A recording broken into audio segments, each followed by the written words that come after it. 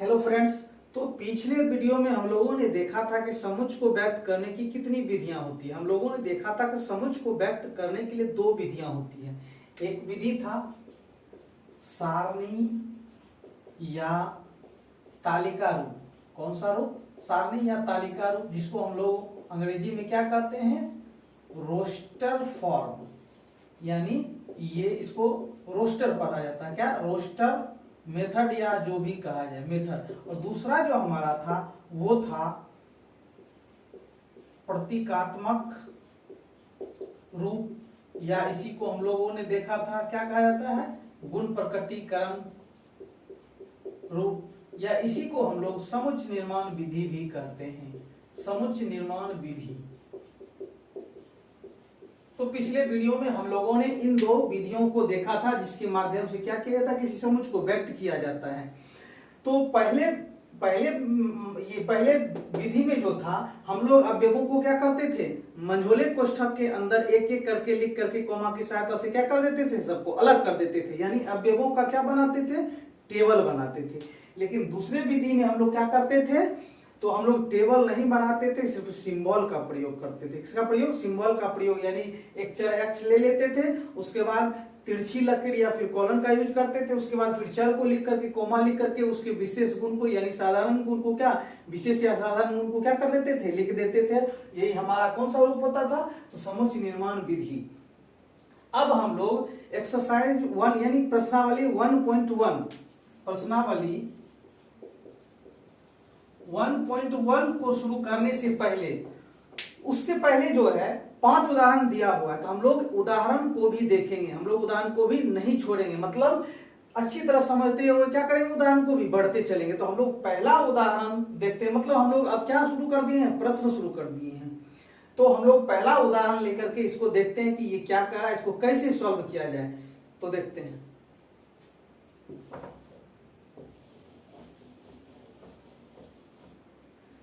पहला उदाहरण जो है वो दिया है कि समीकरण x² प्लस x माइनस 2 बराबर 0। ये एक समीकरण है। क्या है? ये एक समीकरण है और ये प्रश्न में ही दिया हुआ है। तो ये एक समीकरण है, उसका क्या कर रहा है कि हल समुच्चय, यानी इस समीकरण का जितना भी हल होगा उसका क्या निकालिए?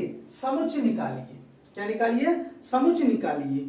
किस रूप में? तो रोस्टर रूप में। किस रूप में? रोस्टर रूप में। मतलब ये प्रश्न कह रहा है कि दिया गया समीकरण है, उसके जितने भी हल हैं, मतलब उसके जितने भी हल हैं उसको किस रूप में लिखिए? तो रोस्टर रूप में लिखिए। हम लोग जानते हैं कि रोस्टर रूप का मतलब क्या होता है? अभी तुरंत देखे थे पहला विधि रोस्टर रूप, यानी इसी को हम लोग कहते हैं सारणी या तालिका रूप। सारणी या तालिका रूप।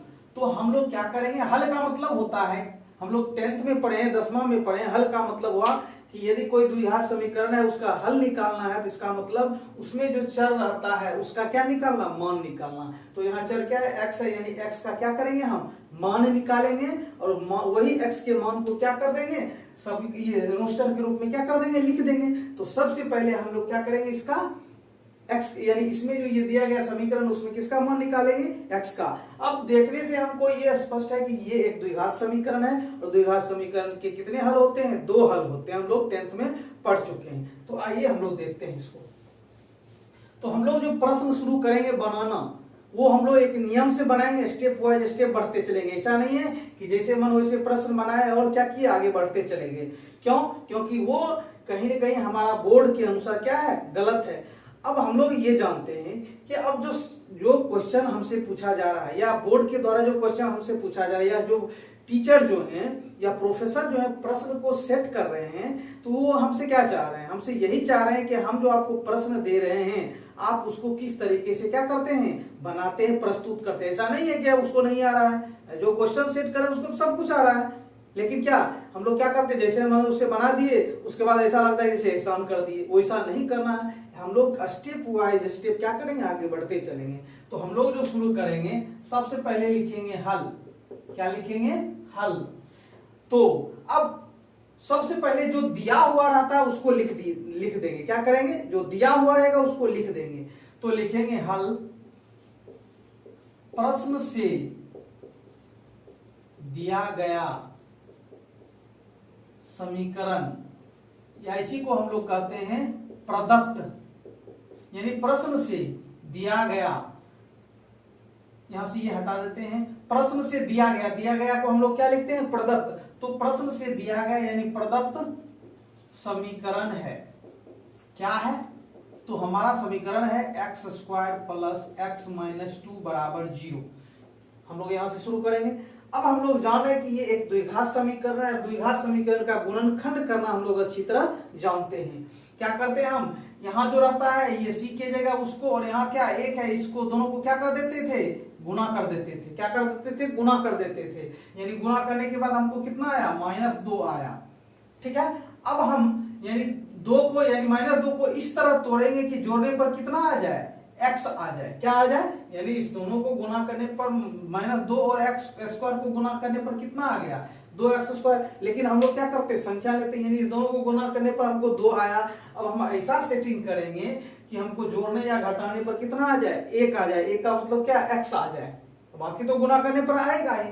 तो हम लोग इसको क्या करेंगे, इसको लिखेंगे x स्क्वायर प्लस, यदि हम यहाँ 2x माइनस x यानी इसके बदले लिख दें -2 बराबर 0। इसको उतना डीपली हम लोग नहीं देख रहे हैं, क्योंकि हम लोग इसको अच्छी तरह समझते हैं, 10th में पढ़ चुके हैं। हमको ऐसा नहीं कि इसी पर क्या करना है, ज्यादा टाइम दे देना फिर क्या हो जाएगा देगा, क्योंकि हम लोग ये पढ़ चुके हैं, इसलिए इस पर उतना ध्यान नहीं देना। हमको x का मान क्या करना है, निकालना है।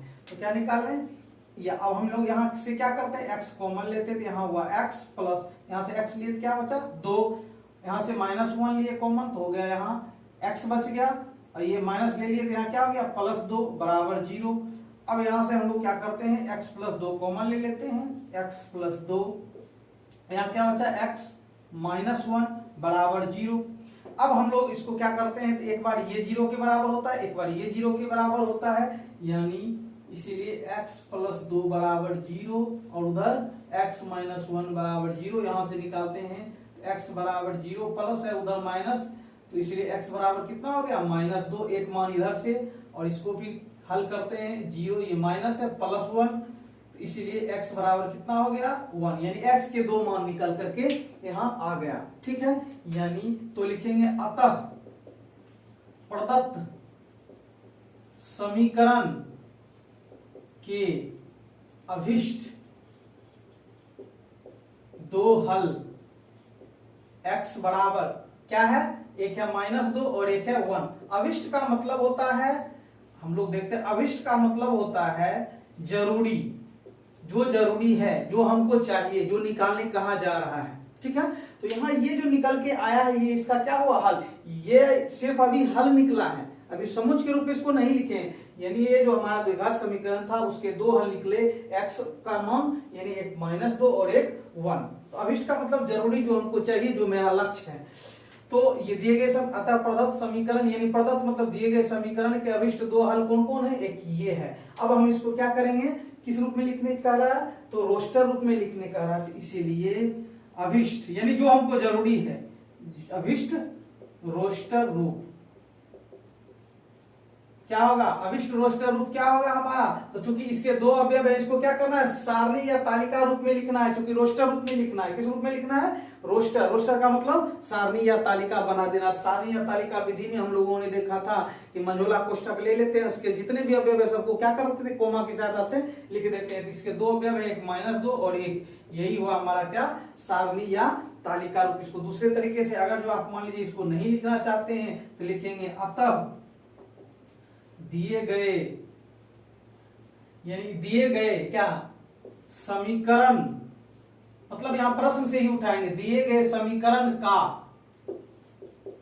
हल समुच्चय क्या, रोस्टर रूप में, रोस्टर रूप में इस प्रकार लिखा जाता है, यानी लिखा जा सकता है। किस प्रकार, तो हो गया हमारा बस -2 1, यही हमारा आंसर हुआ।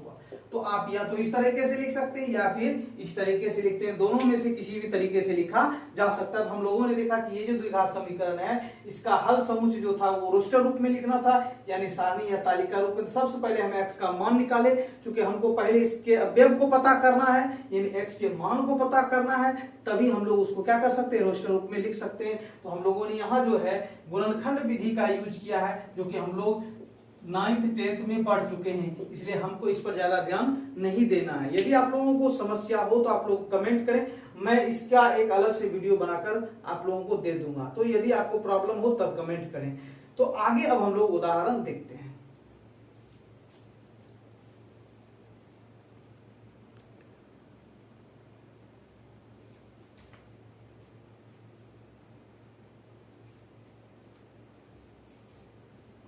अब हम लोग दूसरा उदाहरण देखते हैं। दूसरा उदाहरण क्या कह रहा है? दूसरा उदाहरण है कि समुच्च, ये क्या है, एक समुच्च है, और ये समुच्च जो है अभी हम लोगों को दिख रहा है कि ये जो है हमारा समुच्च, ये पूरा यहां से यहां तक ये एक समुच्च है। यानी समुच्च को हम लोग चाहे किसी भी विधि से व्यक्त करेंगे, यदि वो मंझोला कोष्ठक के अंदर है तो इसका मतलब वो क्या हुआ, समुच्च हुआ। तो ये जो यहाँ अभी है, ये अभी किस रूप में है, तो प्रतीकात्मक रूप में या समुच्च निर्माण रूप में है, यानी ये जो दूसरे विधि के रूप में है। तो ये कह रहा है कि x सच दैट, यानी इसके सारे अवयव को किससे बतलाया गया है, x से। तो x सच दैट यानी x क्या है, अवयव है, और ये x है क्या, एक धन पूर्णांक है। हम लोग पूर्णांक के बारे में अच्छी तरह पढ़ चुके हैं। पूर्णांक क्या होता है, तो पूर्णांक का मतलब 0 1 2 3 4 5, ये इसका कोई अंत नहीं है। मतलब पूर्णांक का मतलब ये हमारा गिनती की संख्या होता है, प्राकृत संख्या होता है, गिनती की संख्या प्राकृत संख्या।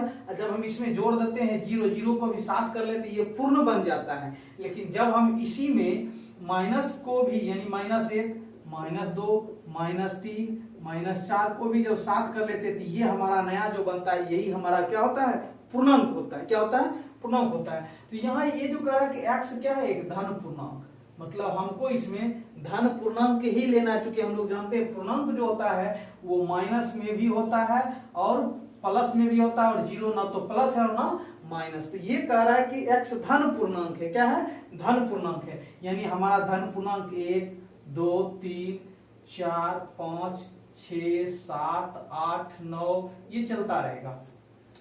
तो इसमें कौन कौन से आ सकते हैं, धन पूर्णांक, ये सभी आ सकते हैं। लेकिन आगे फिर कहता है कि और ये एक्स स्क्वायर जो होना चाहिए वो 40 से क्या होना चाहिए, कम। यानी आप ये x क्या ले रहे हैं, धन पूर्णांक, मतलब ये सभी ले रहे हैं। चलिए ये हमारा किसका मान हो गया, x का मान, क्योंकि ये सभी क्या है, धन पूर्णांक है, यानी x धन पूर्णांक है, तो हमने ये सब लिया।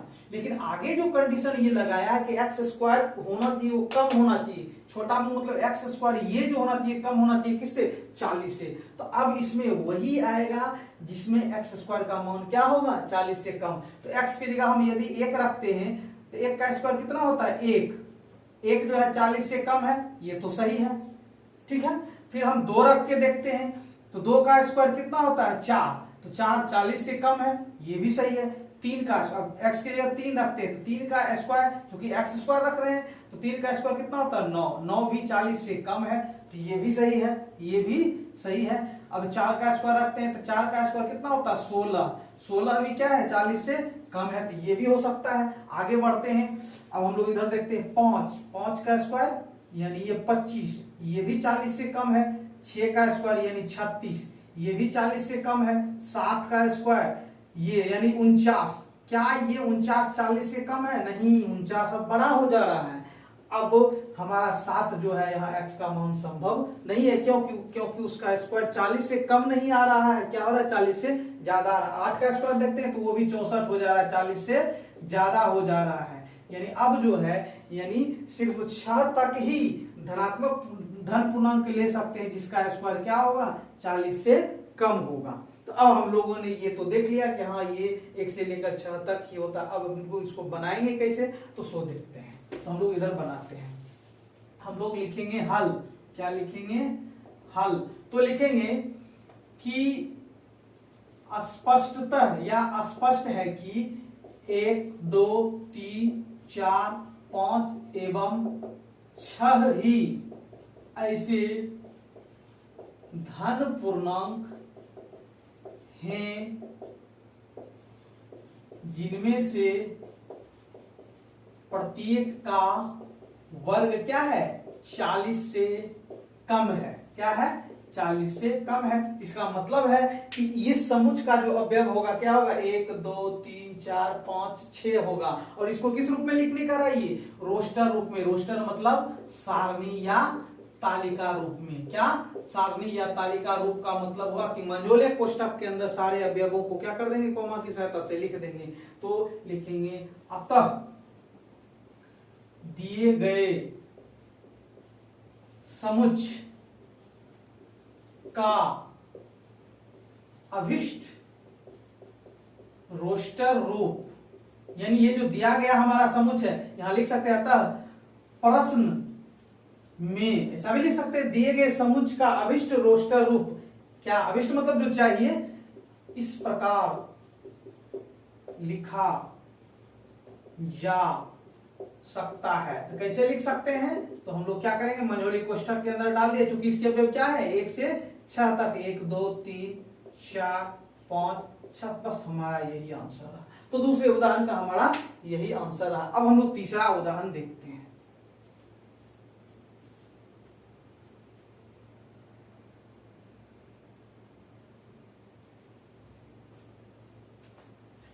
अब हम लोग तीसरे उदाहरण को देखते हैं कि ये क्या कह रहा है। तो हमारा तीसरा उदाहरण है कि कोई समुच्च है, ये हमारा क्या है, एक समुच्च है। और ये देखने से पता चल रहा है कि ये जो है ये सारणी या तालिका रूप में है। तो निश्चित है कि इसको कहेगा कि भाई किस रूप में, दूसरे रूप में लिखिए, यानी समुच्च निर्माण रूप में लिखिए। तो अभी जो ये दिया हुआ है हमारा a बराबर 1 4 9 16 25, ये चलता जा रहा है। ठीक है, तो ये अभी जो है सारणी या तालिका रूप में, इसको किस रूप में लिखना है, समुच्च निर्माण रूप में। समुच्च निर्माण रूप का मतलब हुआ इसमें हम लोग प्रतीकात्मक या प्रतीक, यानी हम लोग क्या करेंगे, चाहे x यूज करेंगे, सच दैट यूज करेंगे, फिर x यूज करेंगे, फिर कॉमा देंगे, फिर साधारण क्या करेंगे, उसका गुण लिखेंगे, यही होगा। तो हम लोग को इस रूप में लिखना है। तो हम लोग पहले क्या करते हैं, उसके अवयव को क्या करते हैं, पकड़ते हैं। मतलब अवयव के बारे में अच्छी तरह जानते हैं कि अवयव का क्या रहा, अवयव का क्या विशेष गुण, साधारण गुण होगा। तो हम लोगों को जब पता चल जाता है गुण, तभी हम उसको लिख पाते हैं। यदि गुण नहीं पता चलेगा तो फिर क्या होगा, हम लिख नहीं पाएंगे। तो हम लोगों का ये अवयव जो है, पहले हम इसकी क्या नेचर देखते हैं कि ये क्या किस तरह बदल रहा है। तो पहला हमारा जो है वो 1 है। चलिए 1 के बारे में तो पता नहीं चला, लेकिन 4 है, फिर 9 है, फिर 16 है, फिर 25 है। मतलब क्या हुआ कि ये जो है हम लोग अच्छी तरह जब इसको देखते हैं तो ये 4 को हम लोग लिख सकते हैं 2 का स्क्वायर, 9 को लिख सकते हैं 3 का स्क्वायर, 16 को लिख सकते हैं 4 का स्क्वायर, 25 को लिख सकते हैं 5 का स्क्वायर। इसी तरह आगे बढ़ेगा तो 6 का स्क्वायर होगा, 7 का स्क्वायर होगा। ये कहां तक जाएगा, इसका कोई अंत, यानी ये जो है इसका मतलब एक स्क्वायर को, एक को हम लोग एक स्क्वायर भी लिख सकते हैं। क्योंकि हम गुना करेंगे तो एक में कितना से गुना करेंगे, 4 आएगा, तो कुछ वैसा संख्या है। फिर हमको जिस संख्या से हम मान लो, ठीक है, एक में हम 4 से गुना किए 4 आया, इसका मतलब 4 में भी कितना से गुना करना चाहिए, 4 से।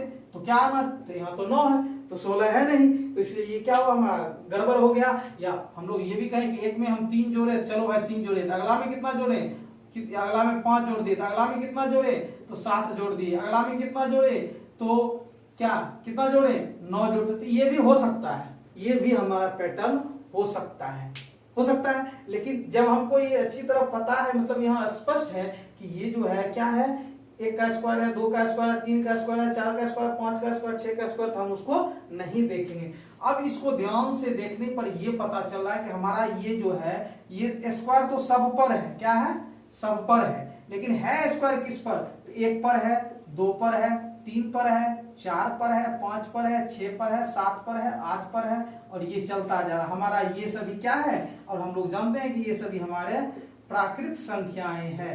यानी ये जो हमारा पैटर्न है वो प्राकृतिक संख्या पर क्या है, वर्ग है। क्या है, वर्ग है। बस हो गया, यही हमारा क्या हो जाएगा, तो एक विशेष गुण हो जाएगा। बस आराम से लिख देंगे। क्या लिखेंगे, तो लिखते हैं हम लोग, प्रश्न में दिए गए समुच्च से यह स्पष्ट है कि इनके अवयव प्राकृत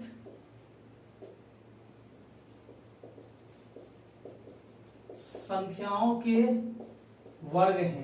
क्या है? वर्ग हैं। क्या है? वर्ग हैं। तो अतः दिए गए समुच्चय का अविष्ट, तो क्या समुच्चय निर्माण लो, समुच्चय यानी अतः दिए गए समुच्चय को अविष्ट समुच्चय निर्माण रूप में इस प्रकार लिखा जा सकता है। कैसे लिख सकते हैं? तो हम लोग क्या करेंगे, सबसे पहले एक चर लेते हैं x, उसके बाद क्या, ये x सबको पूरे जितना भी अवयव है सबको बताएगा, सच दैट x। अब x है क्या, तो x जो है हमारा प्राकृत संख्या का क्या है, प्राकृत संख्या का वर्ग है।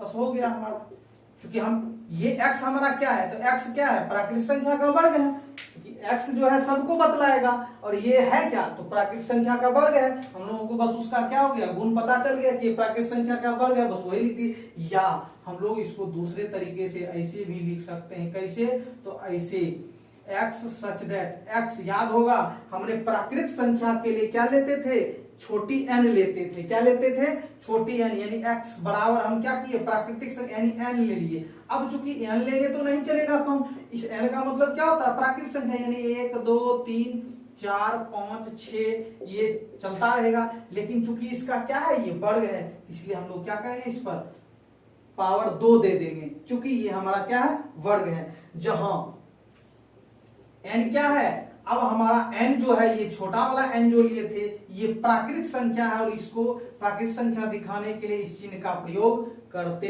थे हम लोग। मतलब पहले वाले वीडियो में जब समुच्चय को व्यक्त करने की विधि पर है, तो उसमें हम लोगों ने देखा कि ये n क्या है, तो n जो है ये क्या है, प्राकृत संख्या है। तो हम लोग इसको ऐसे भी लिख सकते हैं। तो हम लोगों ने 3 उदाहरण देखा, अब हम लोग चौथा उदाहरण देखते हैं। यानी इसको क्या, इस तरह हम लोग लिखेंगे। यानी प्रश्न में दिए गए समुच्चय यह स्पष्ट है कि इनके अवयव प्राकृत संख्याओं के क्या है, वर्ग, या दिए गए समुच्चय को अविष्ट समुच्चय निर्माण रूप में इस प्रकार लिखा जा सकता है। किस प्रकार, तो इस प्रकार लिखा जाता है।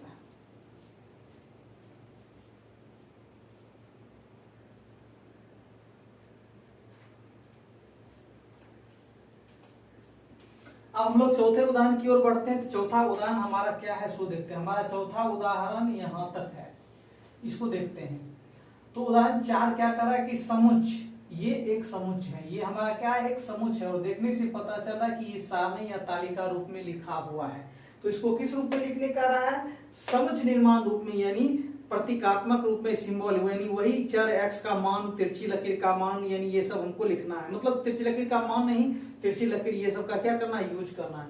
तो यहाँ जो हमारा अवयव दिया हुआ है 1/2, 2/3, 3/4, 4/5, 5/6, 6/7। हम लोग जानते हैं कि ये 1/2 है, ये ऊपर वाले को अंश कहा जाता है, जिसको अंग्रेजी में न्यूमरेटर, और नीचे वाले को क्या कहा जाता है, हर, यानी डिनोमिनेटर। तो हम लोग यदि ये जितने कितने अवयव है, 1 2 3 4 5 6, यानी इस समुच्चय में कितने अवयव है, 6, तो उसके अंश को देखें तो उसका अंश जो है क्या है, 1 2 3 4 5 6, ये सभी कौन सी संख्या है, प्राकृत संख्या है। कौन सी संख्या है, प्राकृत संख्या है। लेकिन ये प्राकृत संख्याएं जो है, ये क्या कहां जाके रुक जा रहा है, 6 तक जाके रुक जा रहा है। ये सभी प्राकृत संख्याएं जो है वो 7 से कम प्राकृत संख्या है। क्या है, 7 से कम प्राकृत संख्या है। तो अंश वाला जो यानी अवयव है, वो सभी संख्या है जो 7 से कम प्राकृत संख्या है। अब हर को देखने से पता चलता है कि ऊपर अंश जो था 1 था, तो नीचे कितना हो गया, 2। ऊपर अंश 2 था, तो नीचे कितना हो गया, 3। ऊपर 3 था, तो नीचे कितना हो गया, 4। मतलब हम ये देख रहे हैं कि 1 जो है, 1 से ज्यादा कितना, यानी 1 से ज्यादा 1 कितना है, 2 है।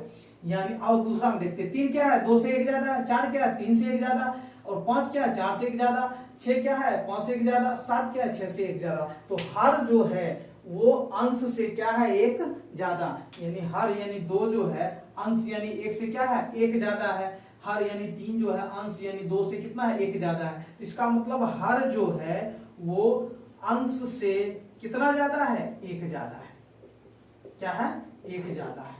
इतना क्लियर हो गया, इतना क्लियर हो गया। तो हम लोगों ने देखा कि ऊपर का अंश जो है अगर जो हम उसको प्राकृतिक संख्या मान लेंगे, ऊपर वाले को हम लोग यदि प्राकृत संख्या मान लें अंश वाले को, तो नीचे वाला होगा जो ऊपर प्राकृत संख्या दिया हुआ उसमें क्या कर देंगे 1 जोड़ देंगे, तो हमको क्या निकल जाएगा। जैसे यहाँ प्राकृत संख्या क्या लेंगे 1 लेंगे और उस प्राकृतिक संख्या में कितना जोड़ देंगे 1 जोड़ देंगे, तो हो जाएगा 2 1/2। अगर हम प्राकृतिक संख्या ऊपर में 2 लेते हैं तो क्या हो जाएगा नीचे में 2 जोड़ 1 कर देंगे 3 हो जाएगा है। अगर हम यहाँ 3 लेते हैं तो 3 में क्या कर देंगे 1 जोड़ देंगे तो 3/4 हो जाएगा। अगर हम यहाँ 4 ले लेते हैं और 4 में 1 जोड़ देंगे तो हो जाएगा 4/5, यानी अंश वाला प्राकृतिक संख्या है और हर वाला उससे क्या है 1 ज्यादा है। तो अब हम लोग इसको कैसे लिखेंगे सो देखते हैं।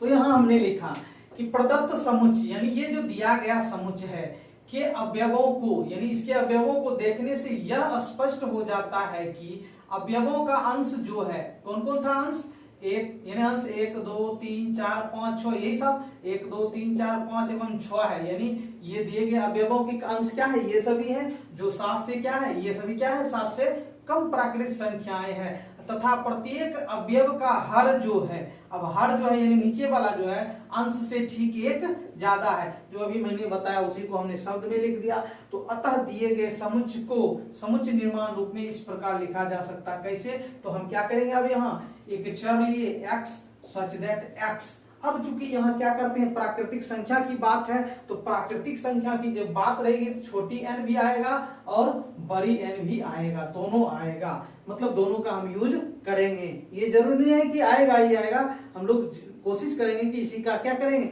यूज करेंगे, शब्द में नहीं लिखेंगे। तो यह अब x है क्या, तो x बराबर यानी x बराबर चूंकि ऊपर अभी तुरंत देखे थे कि क्या लिखेंगे प्राकृत संख्या अब बटा प्राकृत संख्या प्लस 1, और हम लोग जानते हैं प्राकृत संख्या के लिए हम लोग स्मॉल n लेते हैं और उसके बाद n प्लस 1। अगर हम यहीं तक छोड़ दें तो इसका मतलब जितना भी प्राकृतिक संख्या सब आ जाएगा, लेकिन ये क्या है 7 से कम प्राकृतिक संख्या है, इसलिए हमको यहाँ लिखना पड़ेगा जहां n जो है क्या है 7 से कम है, इस तरह लिखना पड़ेगा। यानी ये जो जहां n जो है क्या है 7 से कम है तथा यहाँ क्या है, यानी पहले हम लोग लिख लेंगे कि n क्या है, जहां n जो है ये छोटा n क्या है ये तो क्या है प्राकृतिक संख्या है, यानी प्राकृतिक ये जो है प्राकृतिक संख्याओं का समुच्चय है और ये इसी का क्या है सदस्य है, और ये n का मान क्या है हमारा n जो है वो 7 से क्या है छोटा है, n हमारा क्या है 7 से छोटा है। इसको दूसरे तरीके से भी लिख सकते हैं, कैसे सो देखते हैं।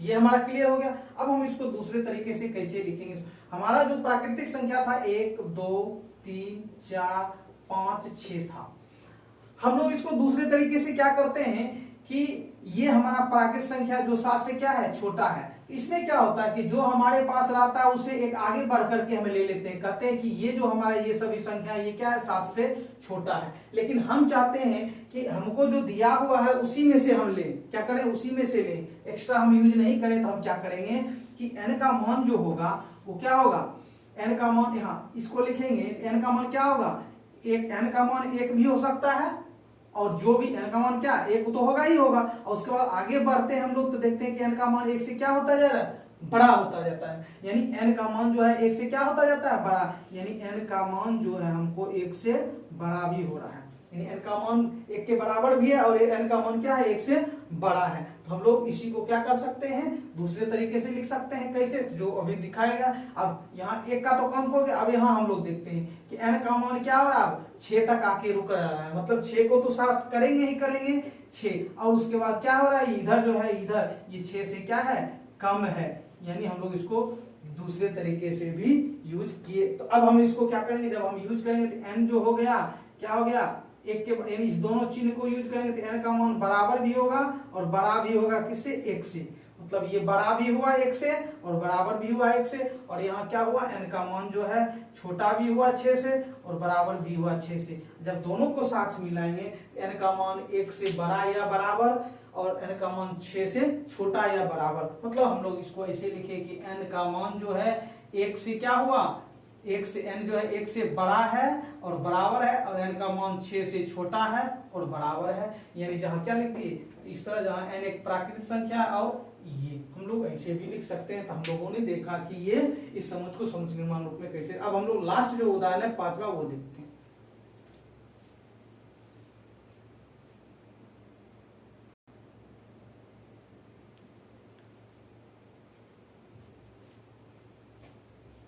अब हम लोग 5वां उदाहरण देखते हैं। कहता है कि बाई ओर मतलब हम जो खड़े हैं इधर बाई ओर हो गया, इधर दाहिनी ओर हो गया, क्या ठीक है। तो ये बाई और रोस्टर रूप में, बाई ओर जो लिखा हुआ वो किस रूप में है, रोस्टर रूप में। रोस्टर रूप मतलब तालिका या सारणी रूप में, यानी अवयवों को क्या किया गया, डायरेक्ट कोमा की सहायता से लिखा गया है। तो हम लोग देखते हैं कि इधर जो लिखा हुआ जितने भी 1 2 3 4 ये सभी हमारे किस रूप में है, रोस्टर रूप में, यानी अवयवों को एक एक करके कोमा की सहायता से लिखा गया है। तो कहता है कि बाई और रोस्टर रूप में वर्णित मतलब जो लिखा गया है प्रत्येक समुच्चय।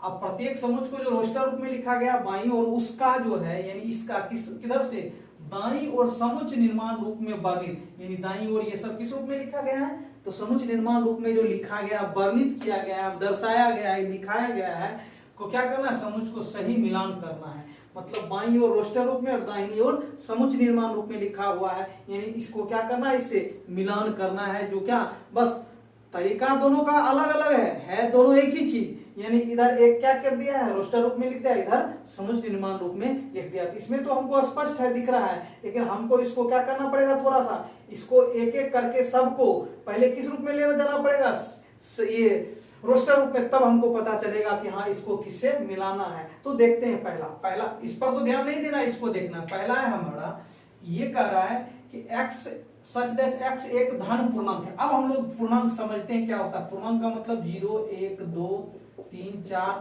5, या और इधर माइनस में भी होता है, -2 -3 -4, ये सभी क्या होते हैं, पूर्णांक होते हैं। लेकिन ये किसकी बात कर रहा है, तो x धन पूर्णांक है। धन पूर्णांक का मतलब सिर्फ प्लस वाला होगा, क्या होगा, प्लस वाला होगा, माइनस वाला नहीं होगा, ना ही जीरो होगा। चूंकि जीरो न तो धनात्मक है ना ऋणात्मक है, या प्लस में होता है ना माइनस में होता है, यानी जीरो तो होगा ही नहीं, यानी सिर्फ धन पूर्णांक होगा, जो कि हमारा ये हुआ। लेकिन आगे क्या कह रहा है, और ये कह रहा है मतलब ये हमारा 1 2 3 4 5 6 7 8 9 10 11 12 13 14 15 16 17 18 19 20 21 चलता जाएगा।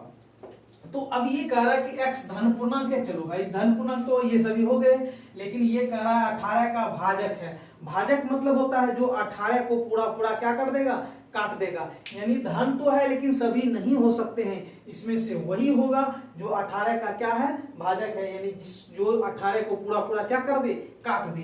तो 1 से जब हम भाग देते हैं 18 में तो पूरा पूरा कट जाता है, इसका मतलब हमारा 1 भी होगा। क्या होगा, हमारा 1 भी होगा। ऊपर लिखते हैं तो हमारा जो है ए में क्या होगा, 1 भी होगा। अब 2 18 को क्या करेगा, पूरा पूरा काट देगा, हाँ 2 से 9 बार में काट देगा, इसका मतलब 2 भी होगा। 3 जो है 9 को 3 18 को काट सकता है, हाँ 3 छके 18 यानी 3 भी होगा। 4 18 को नहीं काट सकता है, 5 18 को नहीं काट सकता है, 6 हाँ 6 18 को काट सकता है, यानी 6 3 18। 7 नहीं काट सकता, 8 नहीं काट सकता है, 9 काट सकता है, 9 होगा। 10 नहीं काट सकता है, 11 12 13 14 15 16 17 ये सब नहीं काट सकता, हाँ 18 काट सकता है, यानी इसका मतलब हमारा इसका जो आंसर होगा 18। अब हम लोग देखते हैं कि ये जो है इसका ये समुच्चय निर्माण रूप में है, इसका रोस्टर रूप ये है। अब हम लोग देखते हैं कि कहाँ दिख रहा है, हाँ हमारा ये यहाँ दिख रहा है, यहाँ 1 था तो क्या हुआ, यानी ए को हम किससे मिलाएंगे, तो तीसरे से मिलाएंगे। लेकिन हमको वहां मिलाना नहीं है, हमारा जो क्या होगा, हल जो होगा वो हम देंगे, क्या देंगे तो वो देखते हैं अभी। अब दूसरे का, ए का किसके साथ हो गया, तीसरे के साथ, ये तो हम लोगों ने देख लिया। अब हम लोग दूसरे को देखते हैं। दूसरा में कह रहा है कि x सच दैट x एक पूर्णांक है। अब x पूर्णांक है, पूर्णांक का मतलब 0 1 2 3 4 5 और उसके बाद माइनस -2 -3 ये चलता रहेगा। यानी ये प्लस में भी है और माइनस में भी है। और कुछ कर रहा है आगे, हाँ और ये कह रहा है कि ये क्या है, और x² -9 यानी x² -9 बराबर 0, ये एक द्विघात समीकरण है। x पूर्णांक है यानी कोई भी x हो सकता है, लेकिन ये दे दिया है कि वही होगा जो इस समीकरण का क्या होगा, हल होगा। यानी x का वही मान वही पूर्णांक हो सकता है जो क्या होगा इसका हल होगा। तो x स्क्वायर माइनस 9 का हल जब हम निकालते हैं तो x स्क्वायर माइनस 3 का स्क्वायर बराबर 0। इसको a square minus b square पर जब हम तोड़ते हैं तो एक बार प्लस में और एक बार माइनस में जाता है बराबर 0। यानी x प्लस 3 बराबर 0। यानी x बराबर क्या हो गया 0, ये प्लस है उधर गया तो माइनस, यानी x बराबर -3 और इधर से x माइनस 3 बराबर 0। यानी x बराबर 0 प्लस 3 यानी क्या 3, यानी x के दो मान -3 और 3 ही संभव है। यानी ये सब में से सिर्फ दो मान ही, क्योंकि ये तो पूर्णांक का दिया लेकिन आगे जाके ये समीकरण दे दिया, यानी समीकरण का जो मान x का आएगा वही इसका क्या होगा आंसर होगा। तो -3 होगा और 3 होगा। तो देखते हैं हम लोग -3 और 3 यहाँ दिख रहा है, यानी b का किसके साथ होगा तो 4 के साथ होगा। आगे देखते हैं। अब हम लोग c को देखते हैं। x सच दैट x एक पूर्णांक है और x प्लस 1 बराबर 0। अब पूर्णांक का मतलब क्या हुआ कि फिर वही बात 0 1 2 3 4 ये चलता रहेगा और -1 -2 -3 ये भी चलता रहेगा। लेकिन आगे जाके फिर ये समीकरण दे दिया है, यानी x प्लस 1 बराबर 1 पूर्णांक वही होगा जो क्या होगा x का मान निकल के आएगा। यानी यहाँ से x बराबर 1, ये प्लस है उधर गया तो -1, x बराबर 0। यानी x का सिर्फ ये मान संभव है, यानी 0।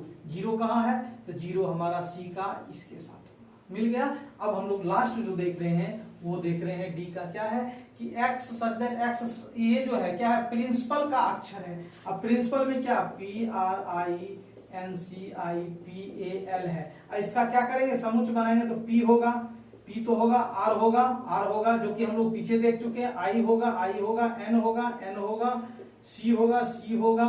अब यहाँ आई दोबारा, जबकि एक बार आई आ चुका है, हम लोग कह चुके हैं कि जब कोई दो बार आए तो वो क्या होगा अच्छी तरह परिभाषित नहीं होगा, इसलिए हमको एक ही बार लेना है। यानी आई हम दोबारा अब नहीं लेंगे, आई को हम सिर्फ एक ही बार लेंगे जो कि हम लोग ले चुके हैं। फिर पी दो बार आया है तो पी को एक ही बार लेना, पी तो ले चुके हैं। ए लेंगे यहाँ और फिर क्या लेंगे एल लेंगे। तो हम लोग देखते हैं कि हमारा ये जो है प्रिंसल हो जा रहा है, तो प्रिंसल यहाँ दिख रहा है, यानी डी को किसके साथ मिलाएंगे ये इसके साथ। यानी हल जो हमारा होगा, आंसर जो हमारा होगा वो क्या होगा, एक का किसके साथ होगा, एक का जो होगा हमारा एक का हो गया किसके साथ डी के साथ, यानी इस तरह मिला देंगे।